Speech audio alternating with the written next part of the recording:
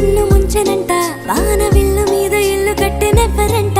ఈ లోకమంతా నిన్ను చూసినంట ఏ దిష్టి నిన్ను తాకకుండా ఇంటిలోన దాచుకుంటా రంగు రంగు కారులన్నీ తొంగి